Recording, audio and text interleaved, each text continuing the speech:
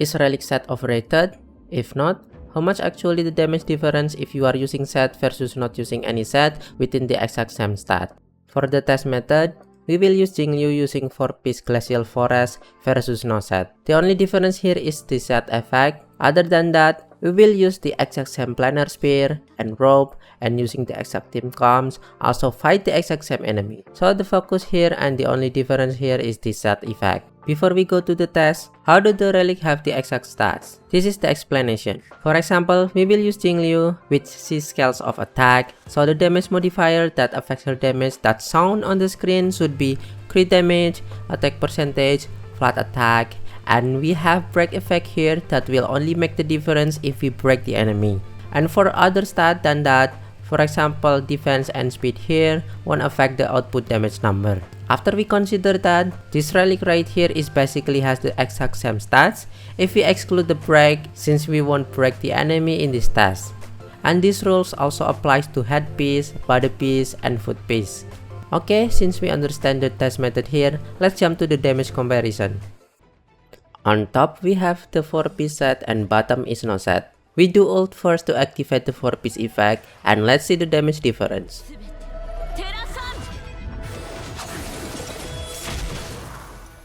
For the ultimate without any buff, the damage increase is around 15%. It sounds like a lot, but in real damage is around 2.6k damage difference.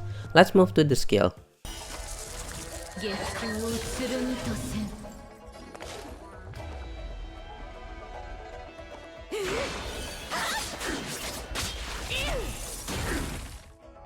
For the skill here, the damage increase using this set is around 13%, and real damage is around 5k.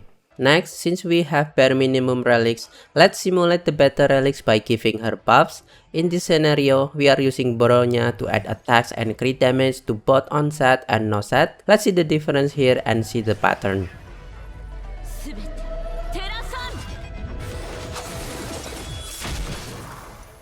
The difference here is around 4.2k within 12% damage increase.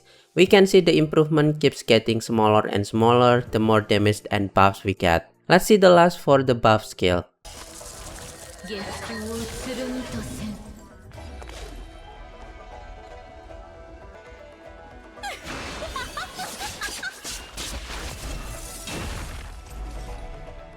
With all the damage crits, the damage difference is around 7.3k with 11% damage increase. We can see the pattern here that the difference keep getting smaller the more buff and damage. Last but not least, let's change the hand piece and foot piece, but the only difference here is the crit damage for around 16%. I know it's a little bit low, but you will have an idea with the result next. Most of the time, when you use random relics, you will have a big amount of difference, like have more 20% attack and 30% more crit damage. But we use small 16% crit damage only here to simulate better substats. Let's see the damage difference.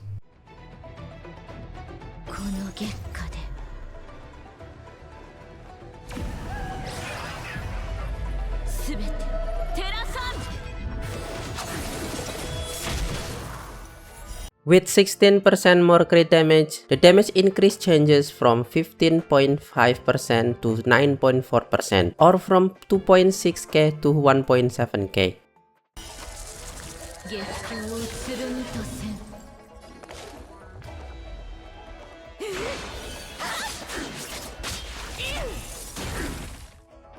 The skill from 13% to 7.4%, or from 5k to 3k. Next, let's check the difference when she gets buffs.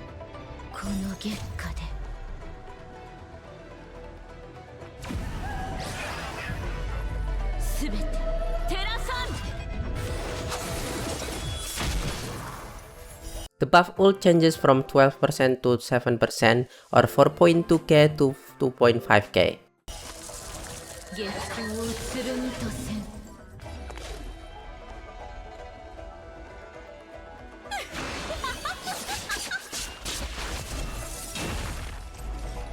And the buff skill from 11% to 6%, or from 7.3k to 4k.